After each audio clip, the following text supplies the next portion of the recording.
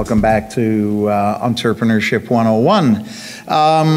Just a reminder, I should tell you the reason for the format change is I gather we had travel agents in here earlier today, and they get the fancy format with the glaring lights. I'll warn the panelists, it's a little bright up here. That party that's going on upstairs, that's all the travel agents, but relax. Remember, tonight is one of the Meet the Entrepreneur formats, tonight for the life sciences and healthcare sector.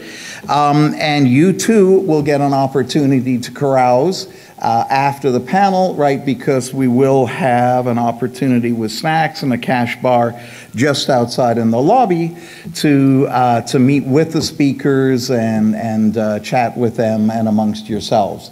So that's the format for the Meet the Entrepreneurs series. One reminder, Friday is the deadline for submissions for the Upstart competition, okay?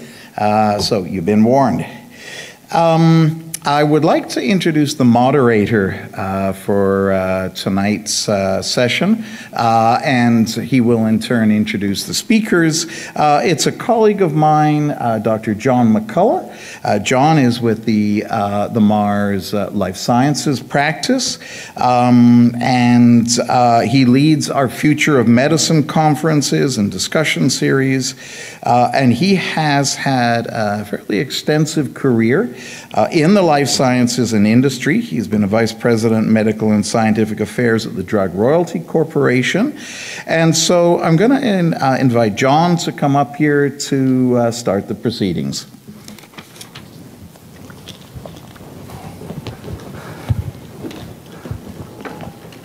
Thank you, Tony. First of all, I'd just like to thank you all very much for coming along today. I know we've had the threat of severe weather, although in reality it's just mildly annoying weather. But nevertheless, it's a fantastic turnout, and I think it's going to be a very exciting panel. So without further ado, I'd like to ask the panelists please to join me on the stage, and we'll get right into it.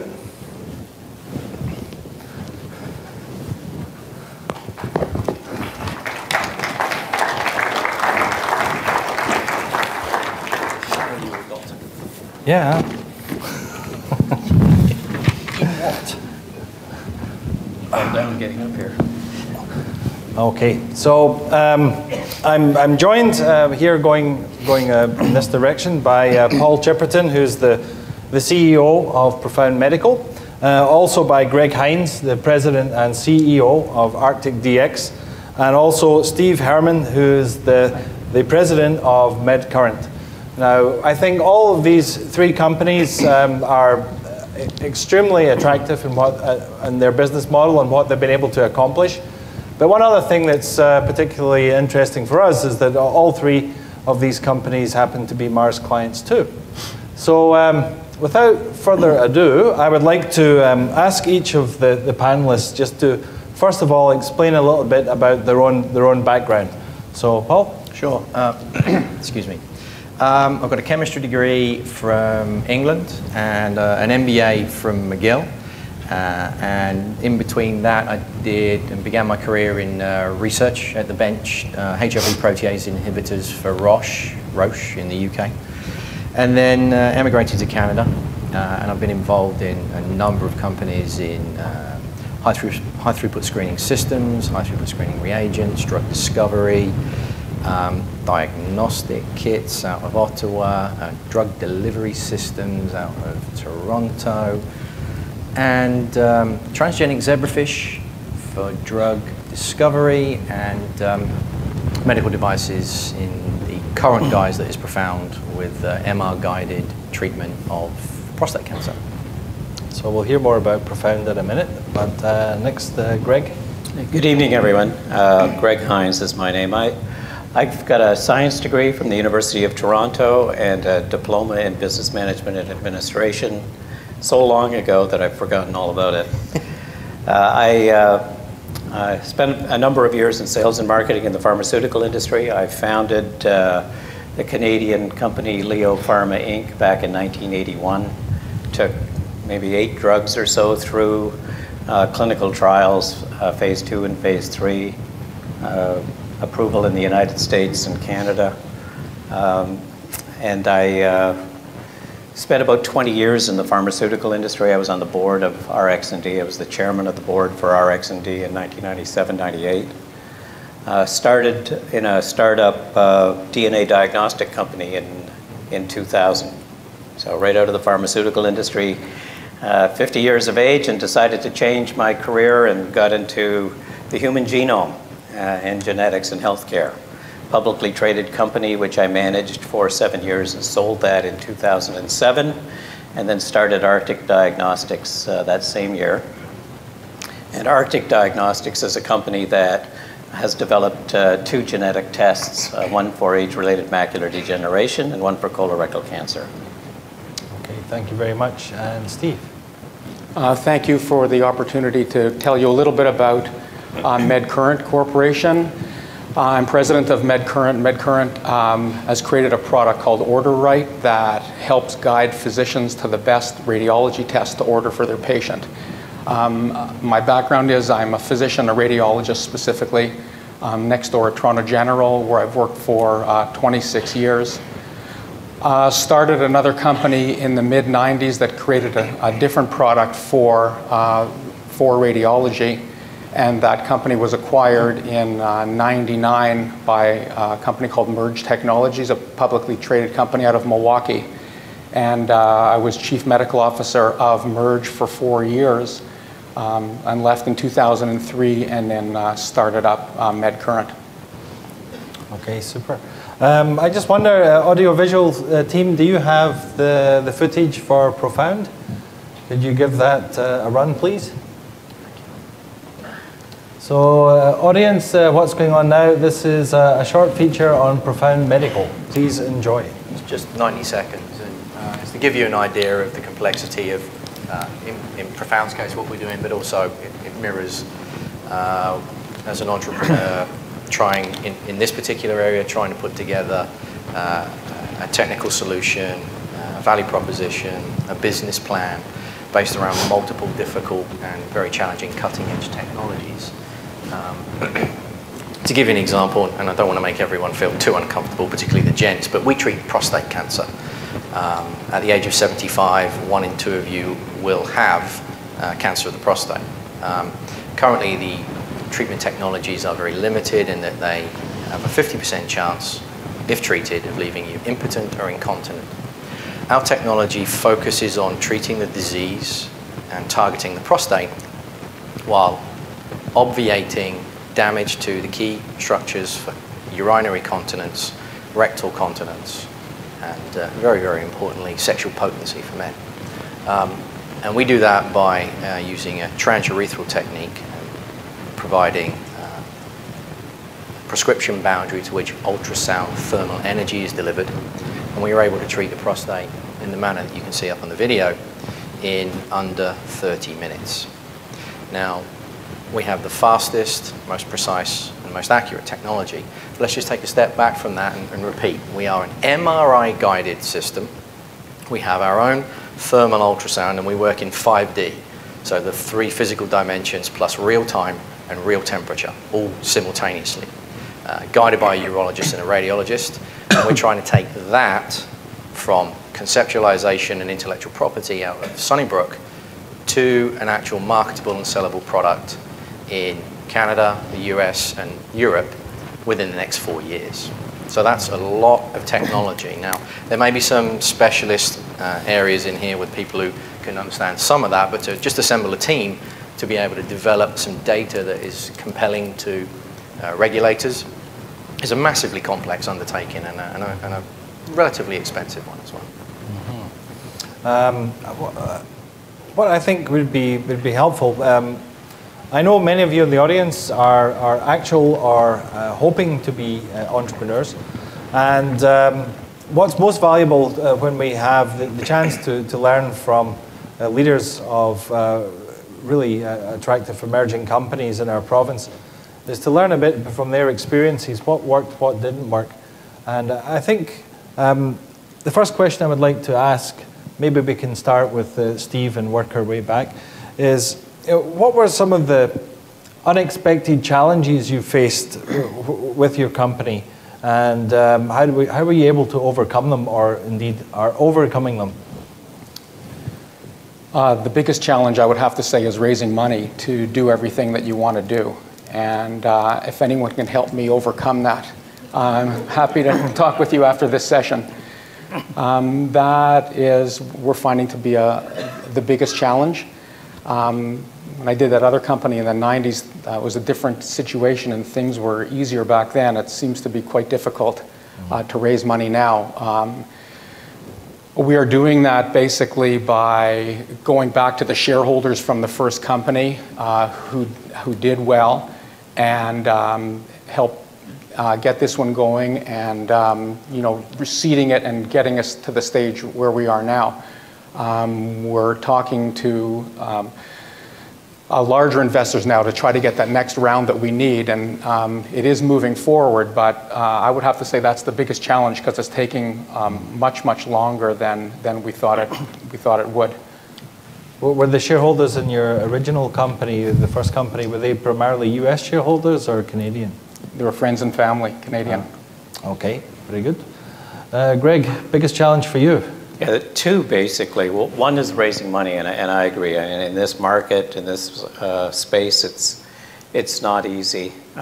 What we did to approach it a little bit differently is that in my last company, when it was a publicly traded company, you're kind of locked and loaded on how you raise money because your shareholders, many of them are institutional investors, and you've got to run the traditional institutional investor venture capital route to drive a company like that.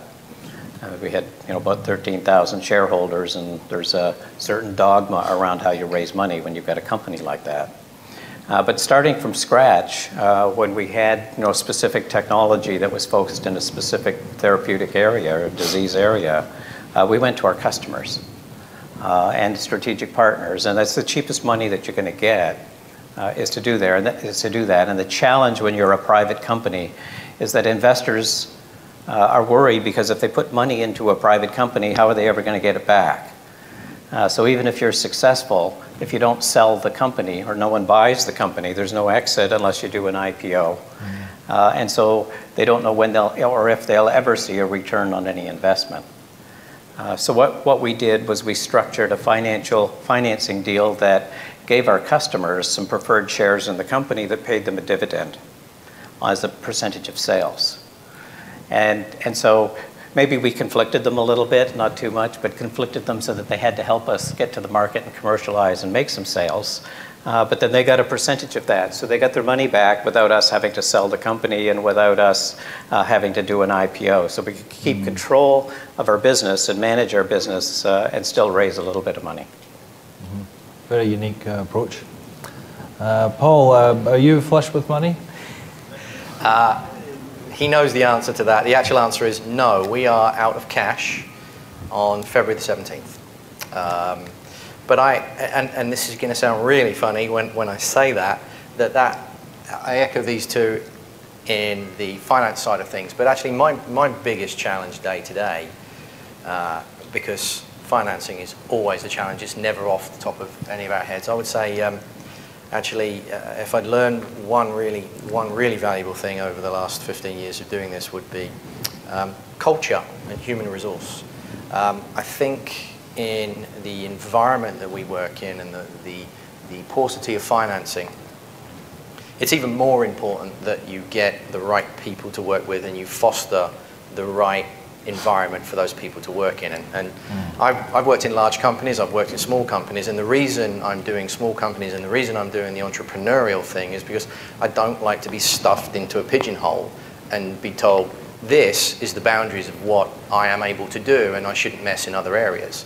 Now, this room, I think, shows that there are a lot of people who have an entrepreneurial spirit and want to flex. They're not only good at one thing, but they want to learn and be good at other things. And really, the only way you can do that is to participate. So, in the big companies I've worked in, I've found that latitude is not available to you. In the small companies that you work in, that latitude may be available to you, but you've got to have someone who's building a culture of support to try new things, and also got the experience to tell you when you should, okay, you're outside of your boundary, and that's good, you're pushing it, but maybe you just want to squeeze back in just a little bit now because you might have overstepped the mark and you've gone about it this way. You could maybe go about it that way as well. And this is on video, so I will eventually find out what my colleagues think of this, but we've made a very big effort to build a culture of support and expansion.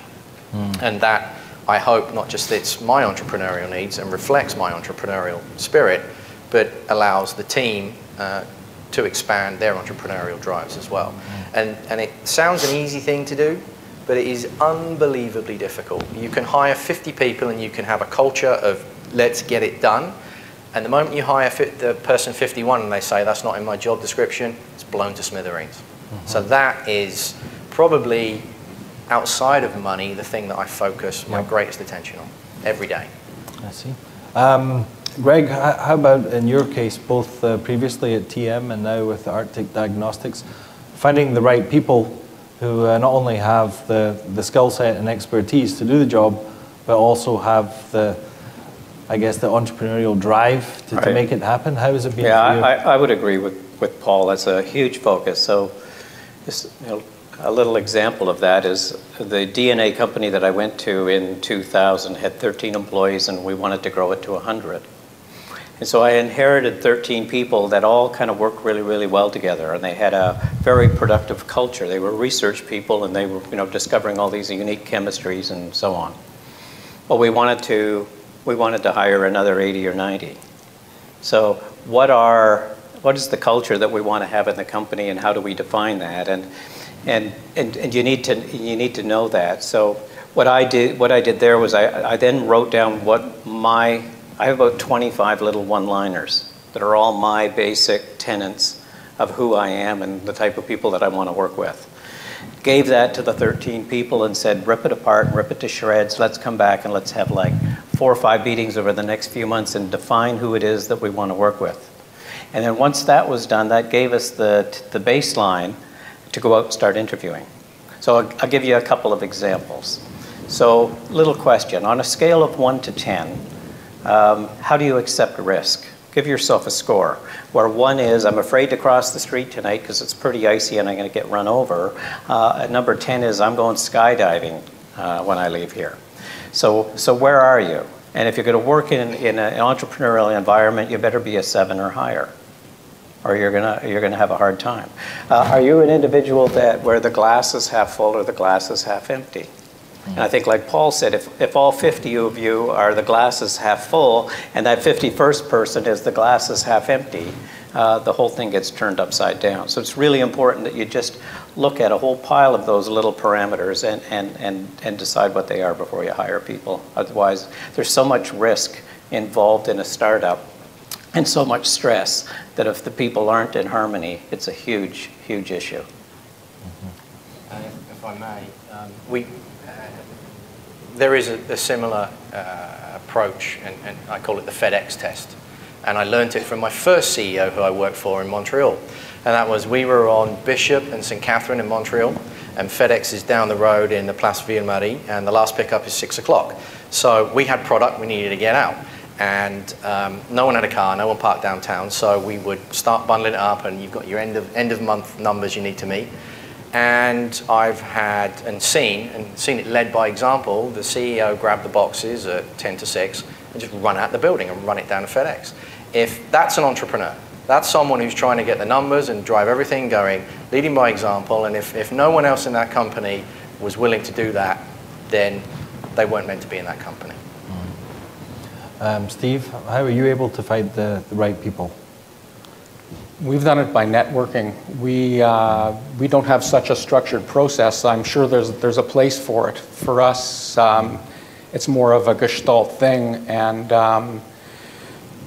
just kind of trying to set an example yourself of what you're looking for. So people are treated respectfully and brought into decision making, and just felt to be important, and are given responsibilities and let run with them. And you talk about them and how you're doing on this or that, and giving them the independence to let them do it their way, knowing that from their background, from the reference checks, etc., they've done it before. So you have confidence that they can do it, but not try to micromanage them at all, because if we've hired you know, a VP of development, I can't tell him, you know, how to write code. So he goes with it. He knows what he's supposed to do. Again, made to feel part of the management team,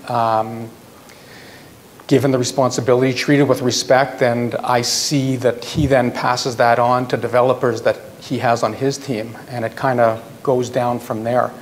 And I think it's working for us. You know, just a general characteristic that we look for is, you know, someone who is bright and enjoys the challenge and gets enthused about what they're doing. And, you know, we talk up all the time, you know, the value of what we're doing, and any successes that come along are definitely shared among everyone there, so that they all feel that they've done something for the company to get that success. One topic I'd like to ask about is, obviously you're all three are Ontario-based companies. I'd like to get your impressions from your own experience in your own companies about what sort of supports are available here in Ontario, whether you think this is a very strong environment for a startup or emerging company, and whether you think in the long term you'll still be here. So maybe Paul. You asked the Brit who's lived and worked in Australia and the UK and Boston. Asked by a Scotsman. Yes, it's kind of funny. And do we love Ontario? Yes, we love Ontario. I'm a Canadian now as well. So are you? Yes, I am. There you go. Will I be here in 20 years? As an entrepreneur, I'll be blunt and honest. I hope not, because I hope I'll have made a shed load of money. I know, I'm being honest. You know, what are we doing this for? We're doing this to build companies, to express ourselves, build cultures, bring people along, help them expand their horizons. But if I was sitting here, and again, our VCs, our venture capital investors are looking at this, and I say, I'm here for altruistic purposes, then that's not really, I think, what they want to hear. And frankly, it wouldn't be true anyway. I'd like to retire at 50. Profound is a good vehicle for me to do that. All of the startup companies I've done are an opportunity to do that. And the nice part about it is that I am driving that process in a manner and making those decisions that I think are in the best interests of the investors, myself, and the people in the company. So would I like to be here in, Jesus, so it's only 9 years. You don't view Ontario as an attractive province for retirement? Correct. Yeah. Thank you. Exactly, yes. Thank you for helping me out on that one. Okay. But is it a great place to do business? Is it great to access the US markets? Is it great to get regulatory support? Is it great for raw research for entrepreneurs in this room to grab hold of and develop? Yes. Is it a great financing environment at this moment in time? No. Is it more difficult than other places? Yes. Is it difficult anyway? Yes. I think one of the key things that differentiates us out from maybe some of our peers is we're all looking to develop technologies or opportunities that are attractive to the global market. We don't want to be getting involved, and we don't even want to start up companies that are the best in Ontario or the best in Canada. The benchmark is the world. So it's a great place to do that, and was it this year U of T and McGill were both in the top 20 of research universities in the world? Yeah. Well, there's a lot of untapped research still, a lot of uncommercialized research in the healthcare, life sciences, IT and technologies, clean tech per se. So I think this is a great place to start things.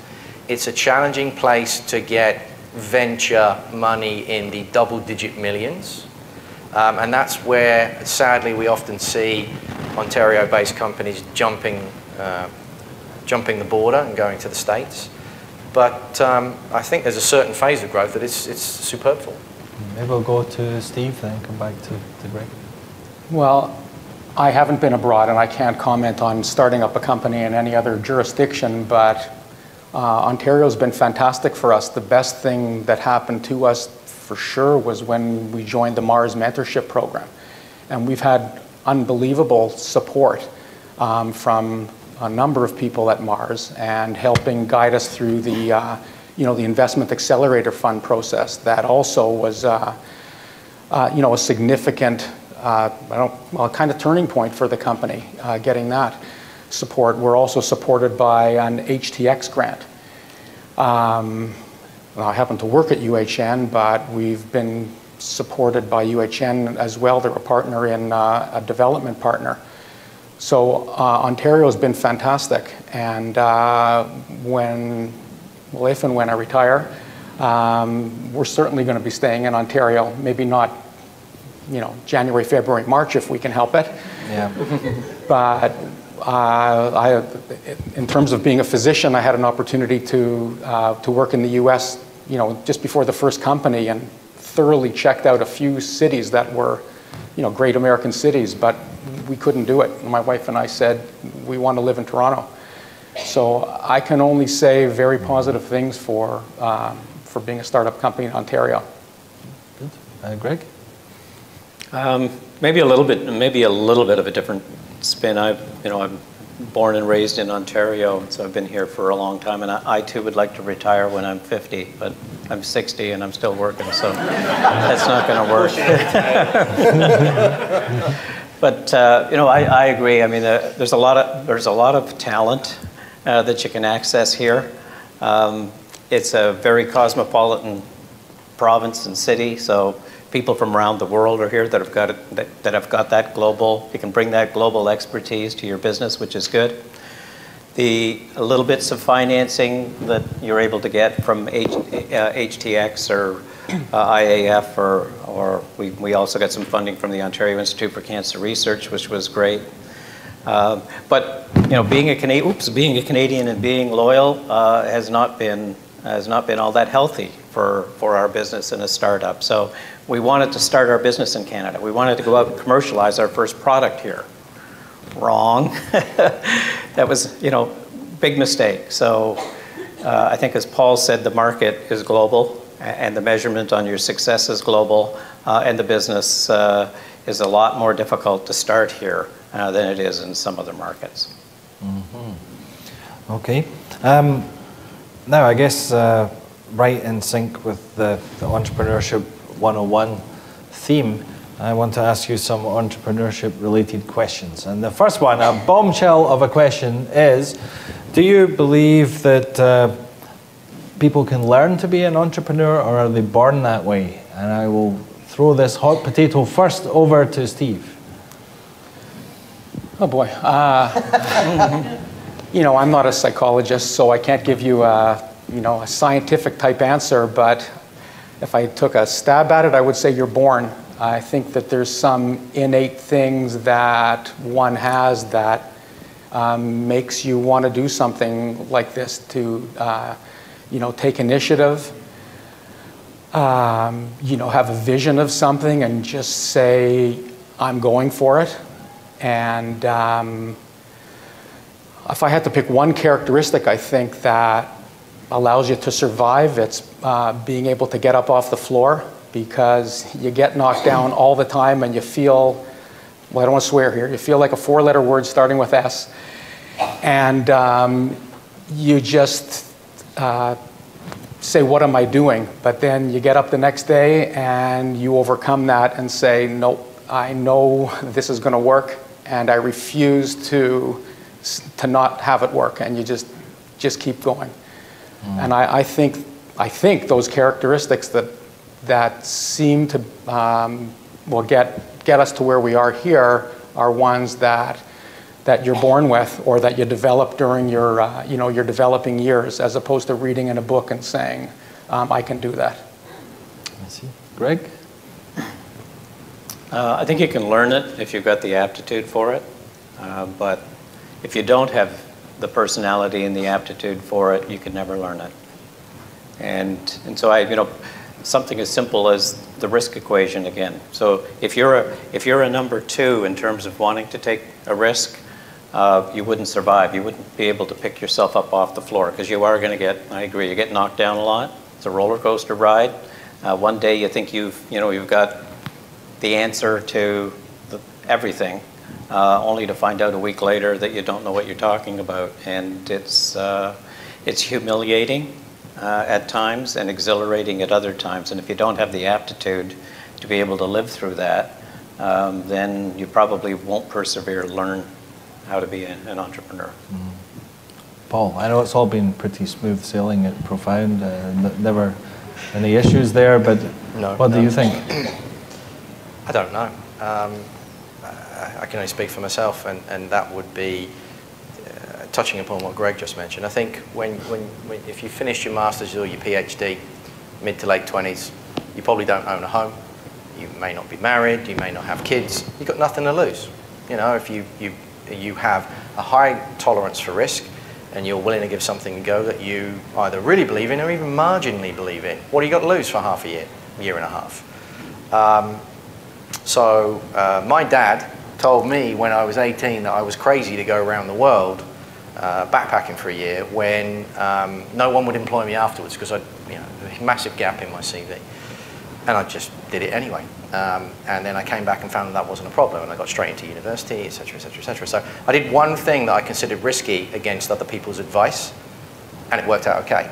And I think that your experience of when you take those risks, if you're gamblers, you know that that's a much, much higher stack against you of being successful. But there are other risks everybody takes in their life every day. And you push yourself out of your comfort zone, you try something, and I think if it works, you're more tolerant to have another go. If it doesn't work, sometimes you're not. And I think that's formed at the age of 12, 15, 20, 25, because quite frankly, we three starting up companies at 40 years plus, we've got to be pretty crazy for starters. And we must have enormously high tolerance for risk and enormously high tolerance for pain, because you heard us all moaning about the fact that there's no money around at the moment. So what are we doing this for if we aren't somewhat sadistic in the joy of asking 50 times for a yes and getting 49 no's before we get it? Well, something must have happened somewhere along the line that said we believe in ourselves, or we believe in what we've got enough that it was worth that risk in the first place. So I think related to that, a key question would be that for the most part, you came either from a large company or from a very well-established medical practice to become an entrepreneur. So what was it at the beginning that pushed you over the edge into taking action rather than just having a nice pipe dream, as it were? So we'll start with you, Paul. So I was the bench chemist. Bench chemistry. Is anyone else a bench chemist out here? Medicinal chemist? Anybody? Chemist in the house? There's one back here in the middle. Tony used to be, apparently, he had his hand up there. He's not admitting it. So I would go in at work in the morning, put on a reflux of some kind, and that would be running for 24 hours. And then I would move over to do some distillation columns to separate out particular isomers, which we would then collect 50 mgs of and then go off and test its potency. That's really boring.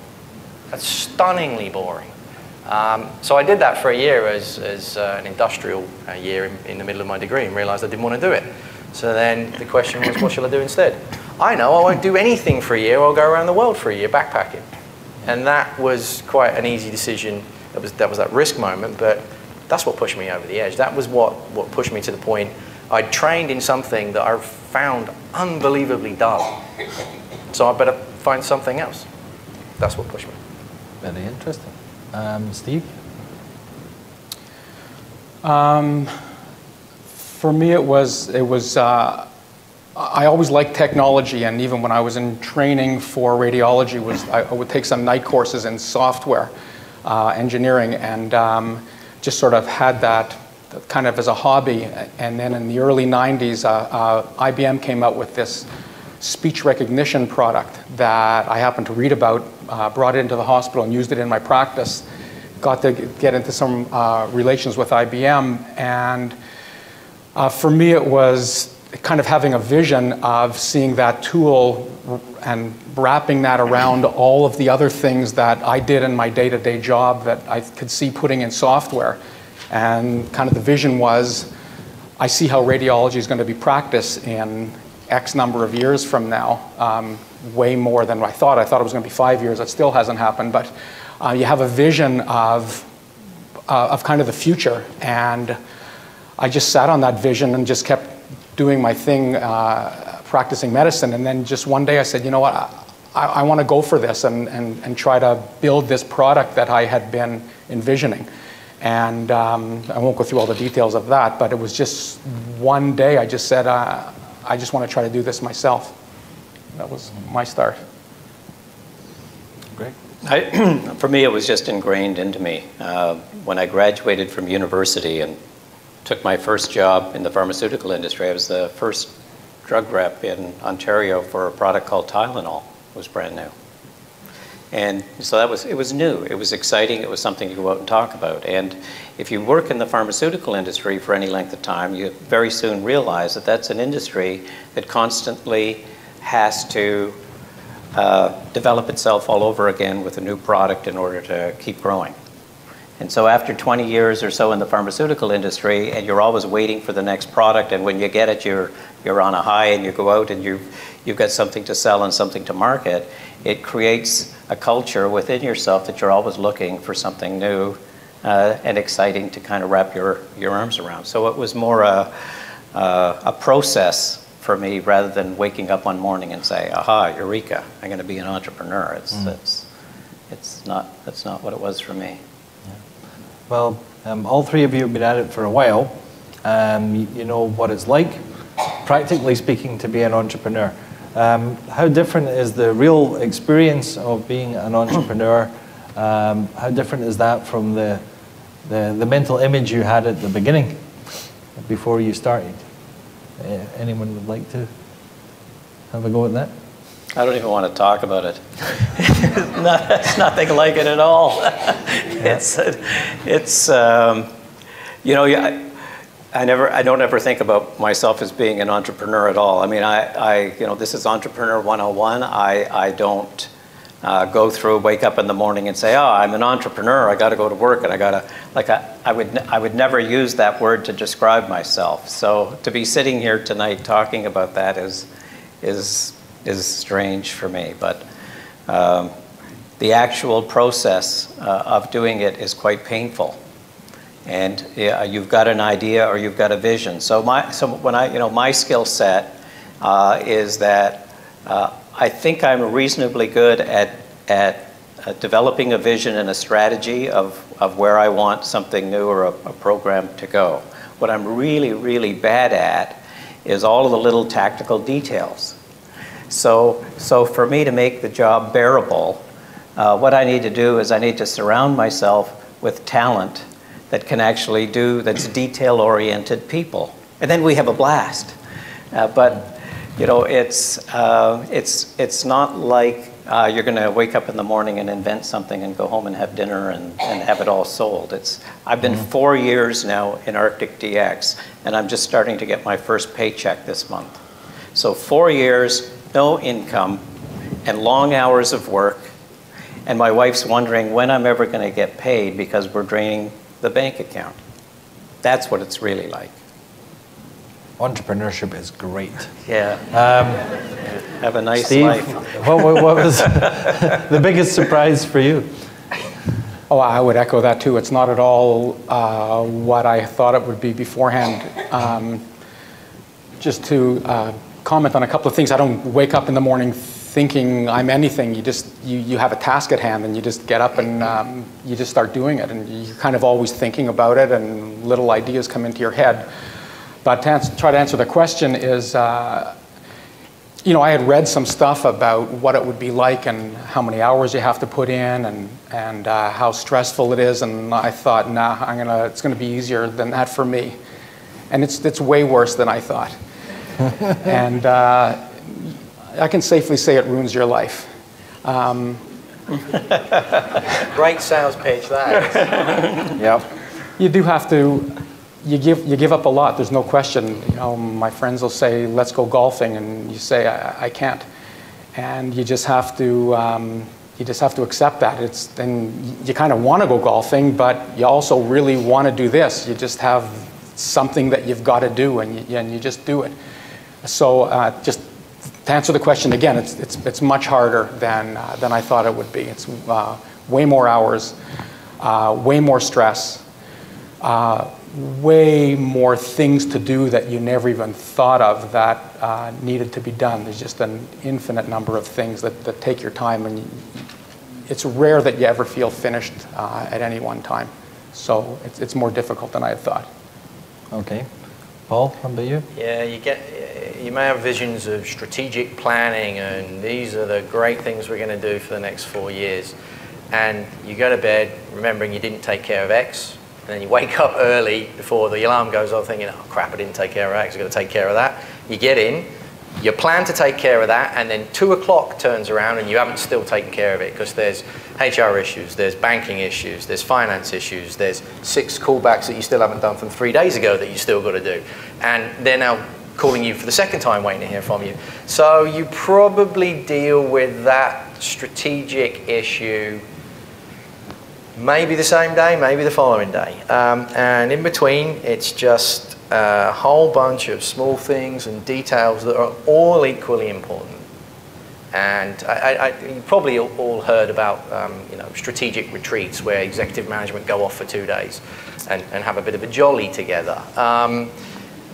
I've very often been a bit of a I've had concerns about the validity of that, but as I get older and now I take part in strategic planning sessions, you sometimes have to get away from the office because you have no opportunity except to say, I'm not doing anything else for 2 days, to even think about where you should be 12 to 15 months from now. So if you think it's all about strategic planning, it's not. It's about having very short-term goals that may have some strategic benefit, and the rest of it is mucking around in the mire trying to get day-to-day stuff that keeps your company running done. Sounds like it's a rare chance to have a rest as well. What, the retreat or the strategic retreat? Well, no, because then you're away and you're thinking about specifically about where you're supposed to be in the next 12 to 24 but with months. the guilt burden, you are still technically working, is what you're saying? I would be, yes. Yeah. I can't speak about others. Now, just to make sure we get some positive, uplifting content here, I would say before we get into the positive message, we're saving that for the last question. Especially given the audience here today, what do you wish you had known at the beginning that you didn't know that would have made a big difference to your path? And hopefully the audience members will be fully armed with that knowledge before they hit such a challenge. Oh, we'll go from you, Paul. The one thing you wish you'd known. How bloody hard it is to find money. It really, really, really is infinitely harder than than I could ever imagine. When you've got your fledgling technology, your product, your intellectual property, and you think it's good, you've got to go and find money. Whether it's venture or friends and family, people know or can quickly learn about what you've got. So you believe you've positioned and covered every possible question that can come, and then you go and pitch to 50 venture capitalists, and every single one of them picks holes in what you've got. There's something here that they'll ask you a question about. And you've got that, after a while, you get all the questions covered, and compellingly so. Yet you see what you've got and why it's worth so much, and you cannot possibly fathom why someone else on the other side cannot see what you see, cannot see the value in what you're telling them has enormous value. And you can tell from my voice, I'm getting straight. It is enormously frustrating. It takes so long to find money. It's unbelievable. Okay, Greg? Was that not positive enough? No, it was. Don't worry, I'll save some good content. But Greg, what do you wish you'd known?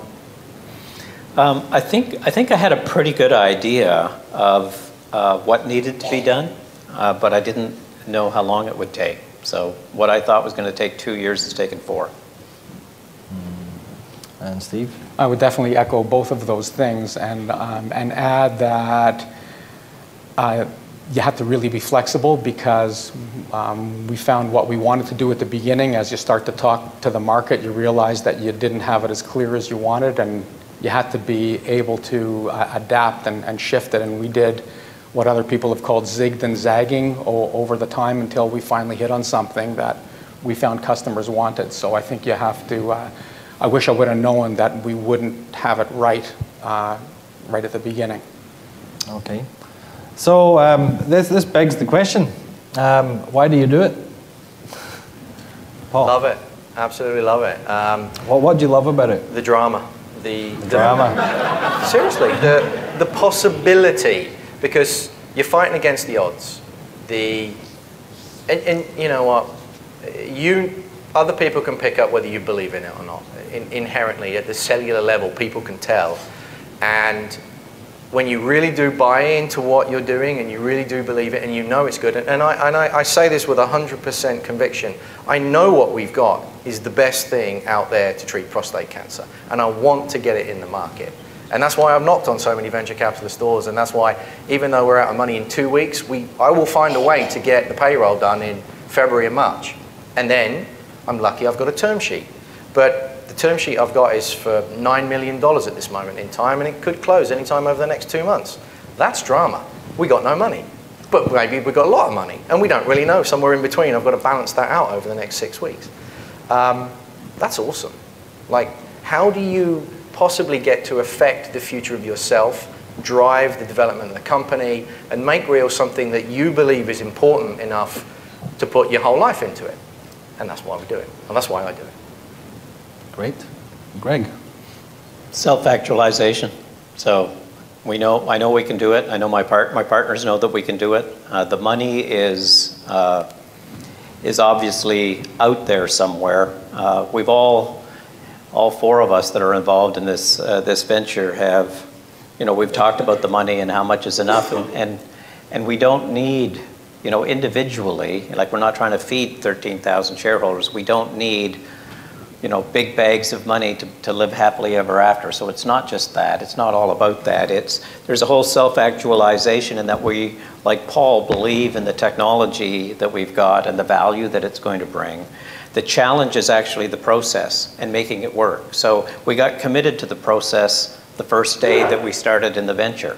And as every day and every week has gone by, we've become more and more committed to make sure that we're going to be successful and make it work.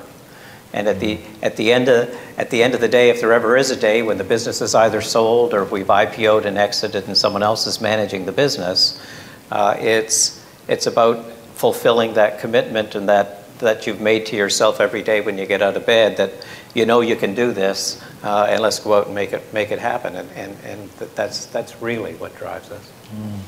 Great. Steve? Yeah, I would say for me it's having a vision for something and saying that you have to go after it.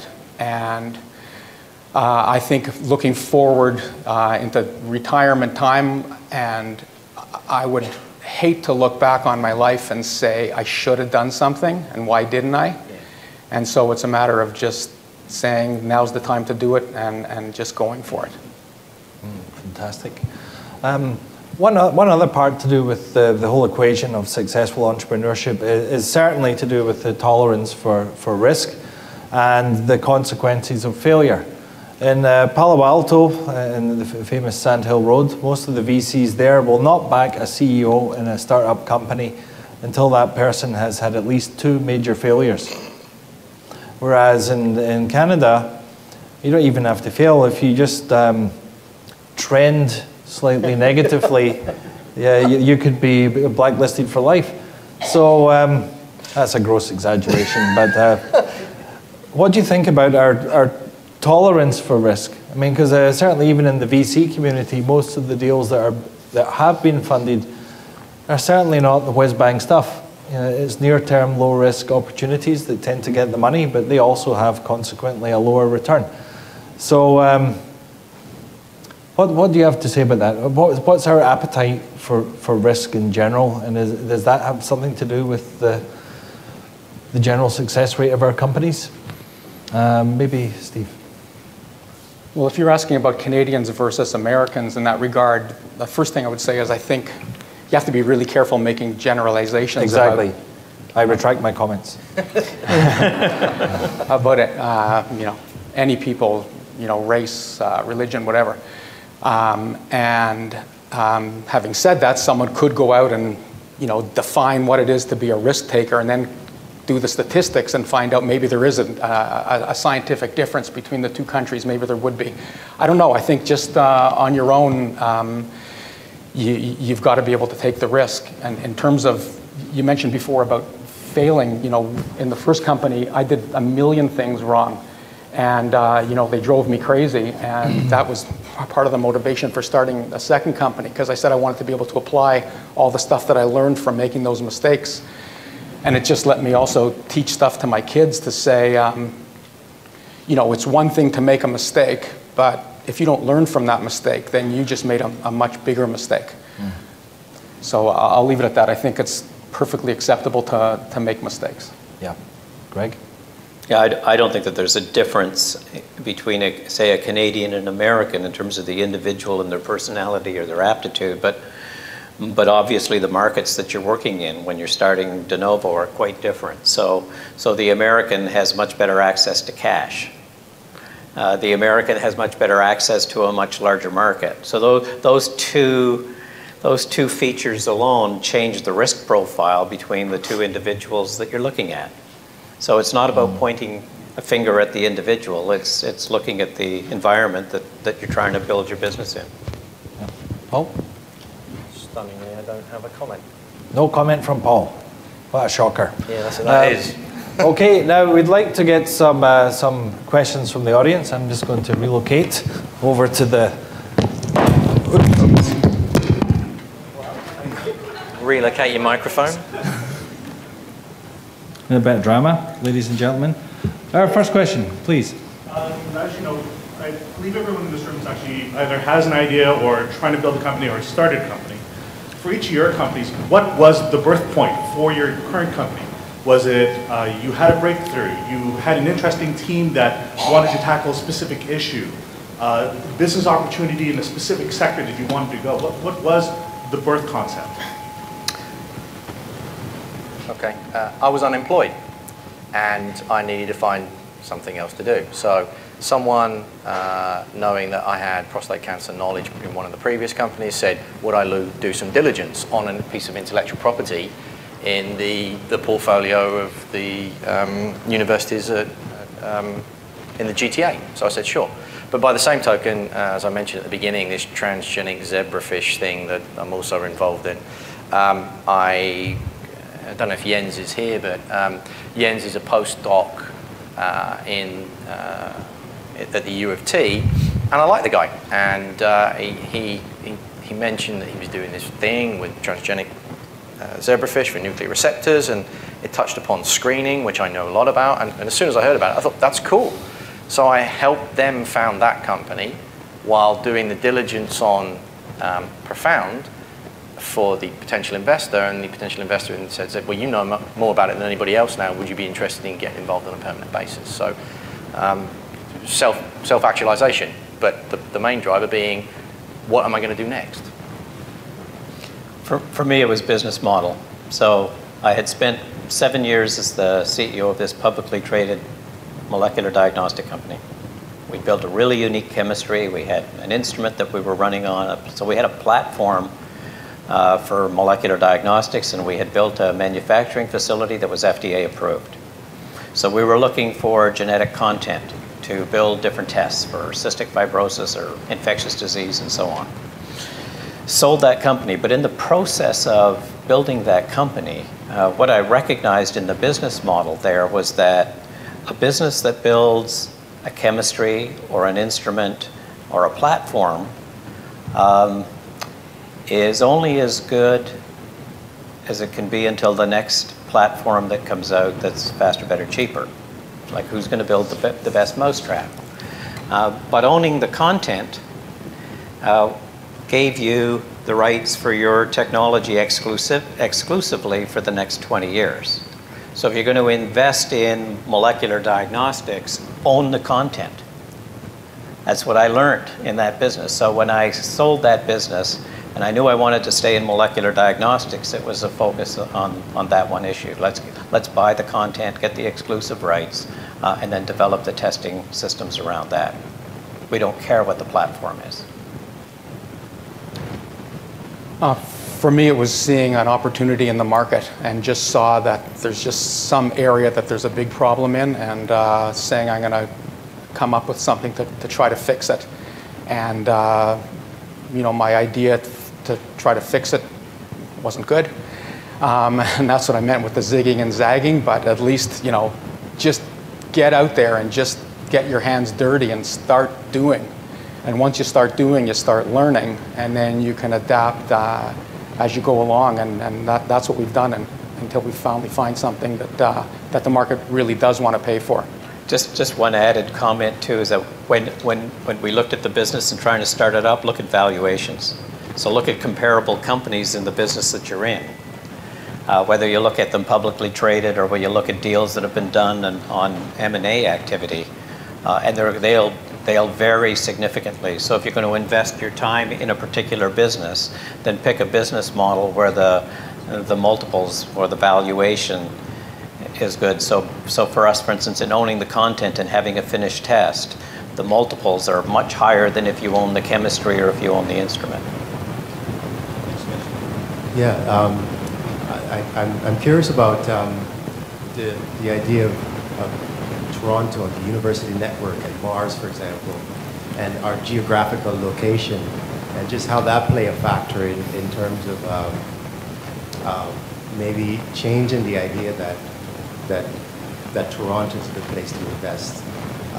If you compare, for example, Toronto in this area, this Mars district area, to say Massachusetts, for example, or Palo Alto, you're looking at a very, very two dramatically different region in terms of people and IP and cash, basically, and just interactivity, learning among other people how to do things better. And so I'm just curious as to just what your thoughts might be, if that you think where we are does not breathe that kind of culture of enough, and do you think that culture has something to do with it, or I'm just curious. It seems like I think there's enough. I think there's definitely knowledge enough here in this region, but I just wondered what you think might not be the stimulus for us to capitalize on a lot of the IP that's here. Toronto's fantastic, and there is so much here, and I think it's so motivating to be around U of T and UHN next door. I can tell you I trained at Harvard and U of T, and I learned way more here. And there's probably more money. I guess there is more money in the Boston area than there is around here. So money being aside, you should be proud as can be to say that you're doing something out of Toronto. And when we first started the company, our market is the US. And we went and rented an office in Los Angeles just so we could say we had a US office. But that was not necessary. And our two main competitors come out of two hospitals in Boston, and our product is better than theirs. And we're from Toronto, and we tell people we're from Toronto. And there's a lot of statistics about how fantastic University of Toronto is compared to any other university in North America, the world, I guess. And there's amazing resources here. Yeah, I would echo that. I think Toronto's got a very good global reputation. If I wanted to knock one thing, it would be that it costs me more money to fly out of Pearson to the U.S. than it does out of Buffalo, and I'm tired of driving there to catch a flight. So it's a really small issue. There's no problem with being here. That's a really good point, though, because we're all three of us do it, and unless you had to mention it, it's funny. Yeah, I do that too. I drive to Buffalo. because we run small entrepreneurial companies. We don't have a lot of cash flow. So it's $8.50 to go to Boston out of Pearson, or it's $2.50 out of Buffalo. We'll all get in the car. We'll all spend 2 hours going over there and crossing the border to save the company that amount of money. And when we fly every 4 weeks, 6 weeks, 8 weeks, I think that's a perfect example. It's back to that FedEx test. So maybe that's something that the Ontario government could do, is we could lobby Air Canada to get better flights. No, we could establish a shuttle service for entrepreneurial companies. There we go. That's not a bad idea at all. Specifically to the question, though, I think there are 3 pieces to the puzzle, and I think one of them is here. The Mars building, Mars DSD, and the team have built a focal point, a crystallization point, which is great.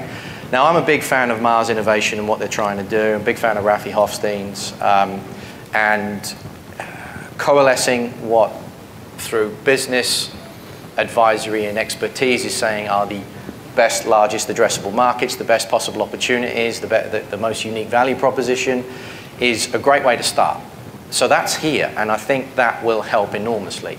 The second piece of the puzzle is cash, but we won't belabor that because we've spoken about that. The third, and it relates to the cash, is cluster. To get something that is going to draw more, we need a company that takes a block or half a block, or takes the building over the road and owns it and becomes core. I'm also a big fan of what Neuraxon are trying to do. They've been a well-funded pharmaceutical startup over the last 4 or 5 years. Now they're doing very well, they're getting a lot of money. Are they going to flip over the border at some time? Is someone going to buy them out because the venture investors want to make that multiple? Or are we trying to build a major medicinal chemistry pharmaceutical company here, whether it be at the airport or near to Mars? I think that has to happen. Whether the money in, money out dynamics and the venture investors' appetite is there to do that is a completely different question. But certainly the first piece of the puzzle with this has been, I think, achieved, or is on the way to being achieved. On that note, we're going to have snacks and refreshments outside, so if you want to speak to the speakers one-on-one, please let them get near the food first. Finally, I'd cash to eat properly, so we need free food from gigs like this. Enough already. So I'd like you to join me in thanking Paul Chipperton of Profound, Greg Hines of Arctic, and Steve Herman of MedCurrent.